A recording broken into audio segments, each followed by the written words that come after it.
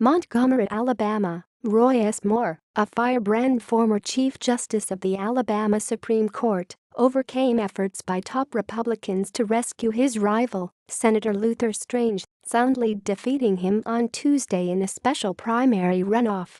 The outcome in the closely watched Senate race dealt a humbling blow to President Trump and other party leaders days after the president pleaded with voters in the state to back Mr. Strange. Propelled by the stalwart support of his fellow evangelical Christians, Mr. Moore survived an advertising onslaught of more than $10 million financed by allies of Senator Mitch McConnell, the majority leader. His victory demonstrated in stark terms the limits of Mr. Trump's clout. Taking the stage after a solo rendition of How Great Thou Art, an exultant Mr. Moore said he had never prayed to win this campaign, only putting his political fate in the hands of the Almighty. "Together, we can make America great," he said, borrowing Mr. Trump's slogan and adding, "Don't let anybody in the press think that because he supported my opponent, that I do not support him." Continue reading the main story. Related coverage. Trump thinks twice about his tweet supporting Strange and hits delete Sept. 27, 2017. Man in the news. Alabama Republicans bet on Roy Moore, a familiar rebel, for Senate Sept. 27, 2017. Recent comments. Diogenes 17 minutes ago. Trump's base reminds me of a gong show audience, and no better person for whom to strike the gong than Roy Moore. J 17 minutes ago. Describing Moore as a firebrand is a bit like saying the Titanic had a leak.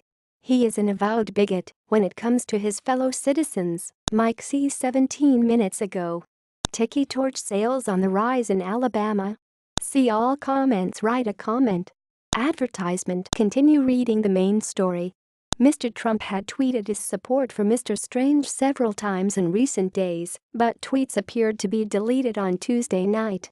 Mr. Trump offered congratulations to Mr. Moore in a tweet. "Luther Strange started way back and ran a good race. Roy, win in December," he wrote. In a race that began as something of a political afterthought and ended up showcasing the right's enduring divisions, the victory by Mr. Moore, one of the most tenacious figures in Alabama politics, will likely embolden other anti-establishment conservatives to challenge incumbent Republicans in next year's midterm elections. And more immediately, the party will be forced to wrestle with how to prop up an often inflammatory candidate given to provocative remarks on same-sex marriage and race, all to protect a seat in a deep red state. Mr. Moore's incendiary rhetoric will also oblige others in the party to answer for his comments, perhaps for years to come, at a time when many Republicans would just as soon move on from the debate over gay rights. On December 12, Mr. Moore will face Doug Jones, a former federal prosecutor and the Democratic nominee, in a race that will test the party loyalties of center-right voters who may be uneasy about their nominee.